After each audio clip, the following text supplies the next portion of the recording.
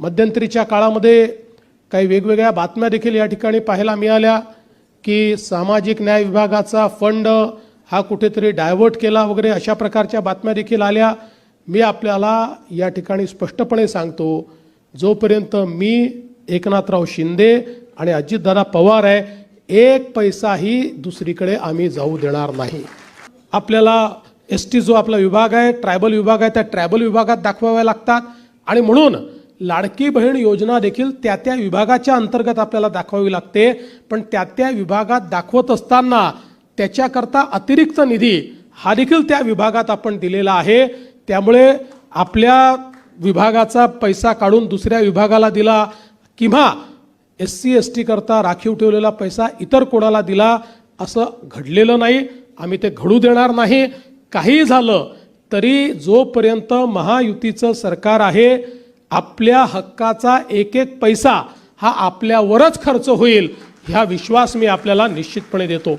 अमृत महोत्सवाच्या निमित्ताने महाराष्ट्र सरकारच्या माध्यमातूनही आमच्या जनाजनापर्यंत पोचावं म्हणून आपण घरोघरी संविधान अशा प्रकारचा कार्यक्रम हातामध्ये घेतला आणि त्यातनं आपल्या संविधानाची उद्देशिका प्रत्येक विद्यार्थ्यापर्यंत पोचली पाहिजे, प्रत्येक व्यक्तीपर्यंत पोचली पाहिजे, असा एक बृहद कार्यक्रम आपण हातामध्ये घेतलेला आहे। तर आज आपण पाहू शकतो की मोदीजींनी स्टँडअप सारखी योजना सुरू केली आणि अनुसूचित जाती आणि अनुसूचित जमातीचे उद्योजक तयार झाले पाहिजे।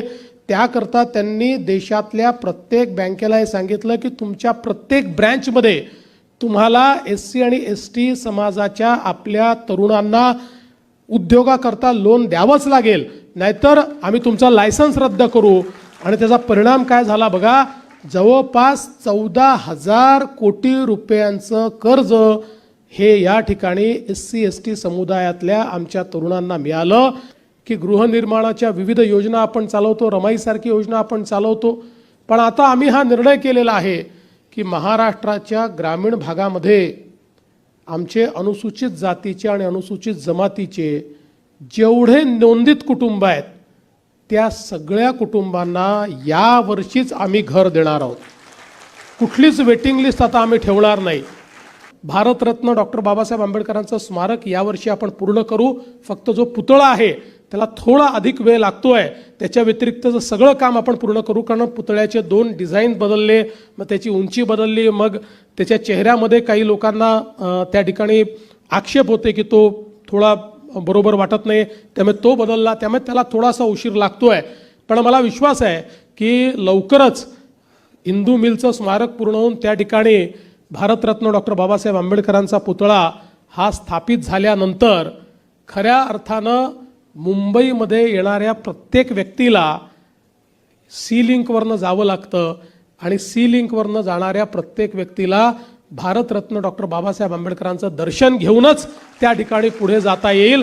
आज अतिशय आनंदाची गोष्ट आहे की सामाजिक न्याय विभागाच्या वतीनं देण्यात येणारा मग तो समाजभूषण डॉक्टर बाबासाहेब आंबेडकर समाजभूषण पुरस्कार असेल, लोकशाहीर अण्णाभाऊ साठे पुरस्कार असेल, कर्मवीर दादासाहेब गायकवाड पुरस्कार असेल किंवा शाहू फुले आंबेडकर पुरस्कार असेल, अशा विविध पुरस्काराने ज्या लोकांची या पुरस्कारांकरता निवड झाली आहे त्यांना पुरस्कार देण्याचा कार्यक्रम या ठिकाणी आयोजित झाला। आणि शिरसाट साहेबांनी जे सांगितलं मला देखील ते योग्य वाटतं की आता आपल्याला हा हॉल छोटा पडतो आहे, तेव्हा पुढच्या वर्षी यापेक्षा अधिक मोठा हॉल घेऊन अधिक भव्य अशा प्रकारचा कार्यक्रम आपण आयोजित करू। मी संजीव भाऊंचं याकरता मनापासून अभिनंदन करेन की त्यांनी एक प्रकारे आमच्या ज्या लोकांना पुरस्कार मिळालेला आहे त्यांच्याकरता एक कौटुंबिक पारिवारिक अशा प्रकारचा सोहळा आयोजित केला आणि त्यांचा सन्मान झाला पाहिजे। त्यांच्या राहण्याच्या व्यवस्थेपासून येण्या जाण्याच्या व्यवस्थेपर्यंत सगळ्या गोष्टी त्यांनी जातीनं लक्ष देऊन उत्तमपणे केल्या।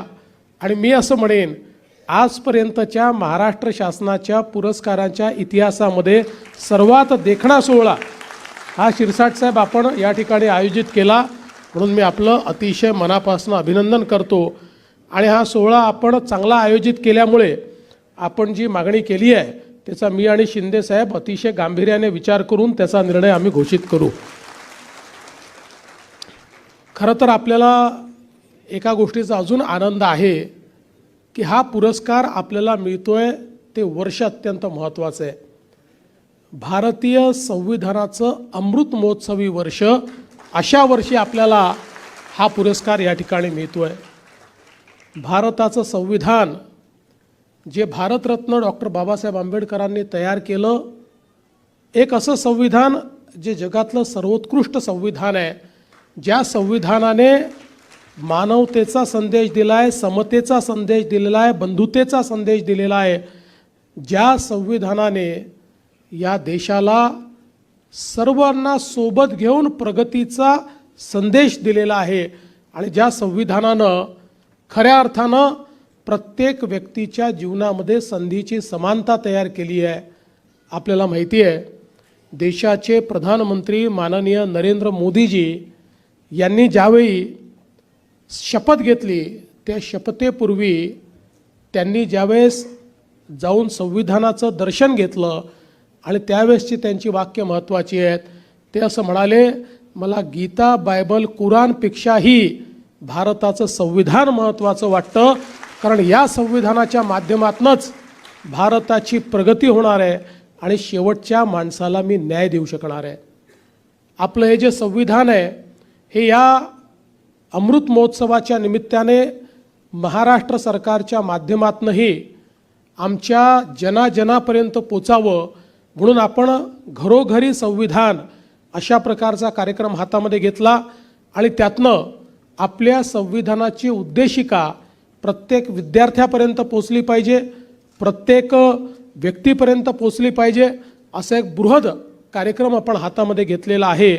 कारण ही जर उद्देशिका आपण समजून घेतली आणि ही उद्देशिका जर आपल्या जीवनामध्ये आपण अंगीकारली तर या देशातल्या 90% ज्या काही अडचणी आहेत ते आपण दूर करू शकू.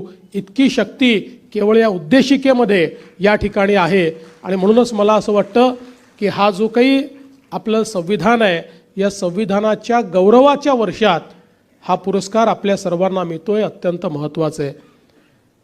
खरं म्हणजे या पुरस्काराची जी काही रचना करण्यात आली आहे ती याकरताच करण्यात आलेली आहे की समाजामध्ये जी मंडळी समाजाच्या विकासाकरता, उत्थानाकरता, न्यायाकरता काम करतात, जी स्वतःचा नाही तर आपल्या पलीकडचा विचार करतात. आपल्याला कल्पना आहे की भारतरत्न डॉक्टर बाबासाहेब आंबेडकर नेहमी सांगायचे की शिकून सवरून स्वार्थी होऊ नका, समाजाचा विचार करा.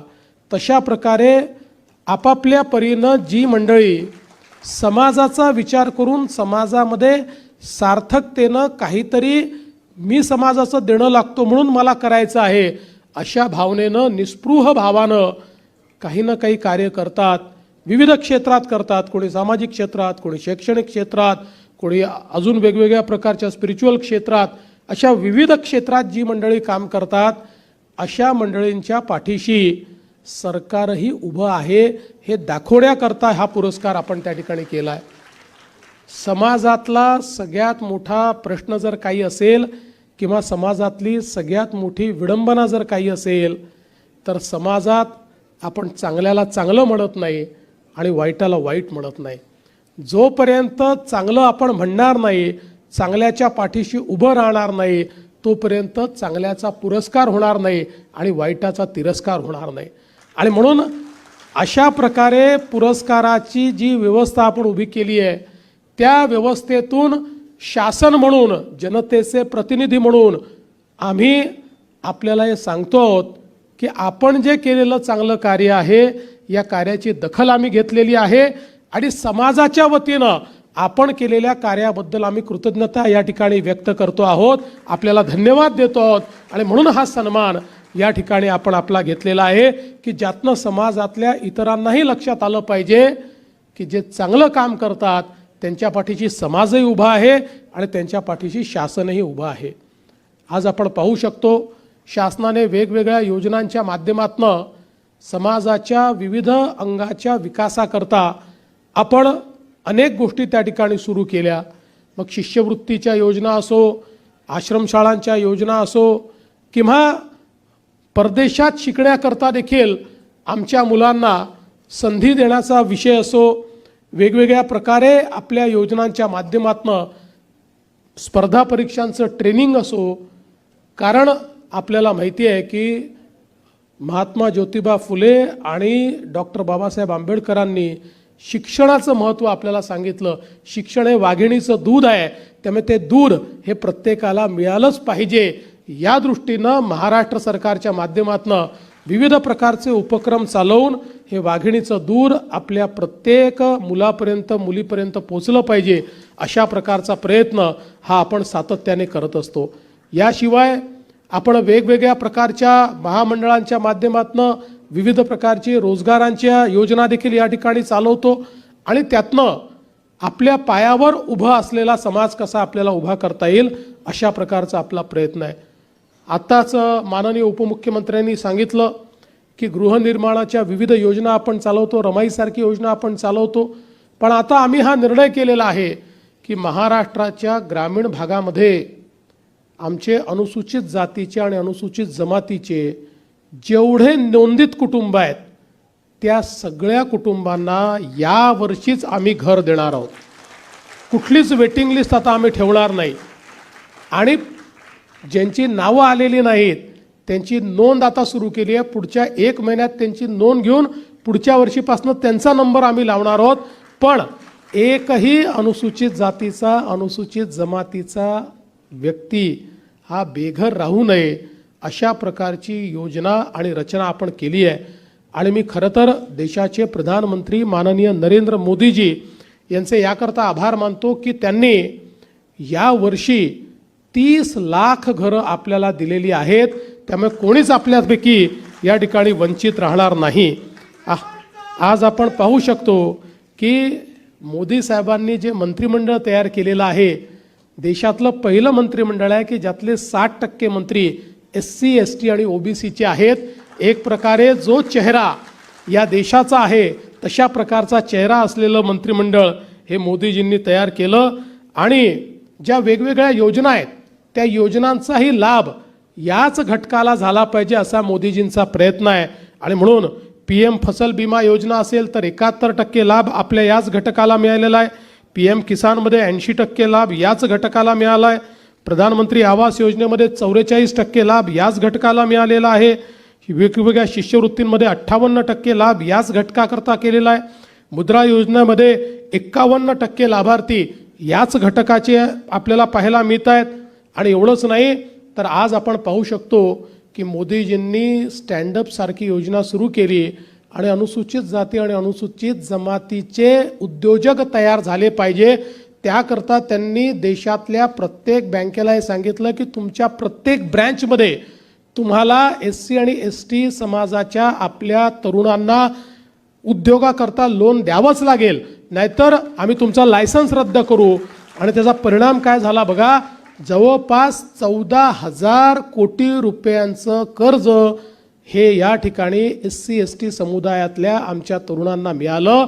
आणि आज लाखो तरुण हे उद्योजक झालेले आपल्याला पाहायला मिळत आहेत.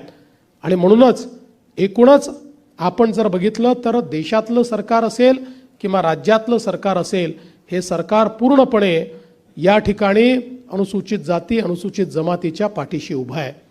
मध्यंतरीच्या काळामध्ये काही वेगवेगळ्या बातम्या देखील या ठिकाणी पाहायला मिळाल्या की सामाजिक न्याय विभागाचा फंड हा कुठेतरी डायव्हर्ट केला वगैरे, अशा प्रकारच्या बातम्या देखील आल्या. मी आपल्याला या ठिकाणी स्पष्टपणे सांगतो, जोपर्यंत मी एकनाथराव शिंदे आणि अजितदादा पवार आहे, 1 पैसाही दुसरीकडे आम्ही जाऊ देणार नाही.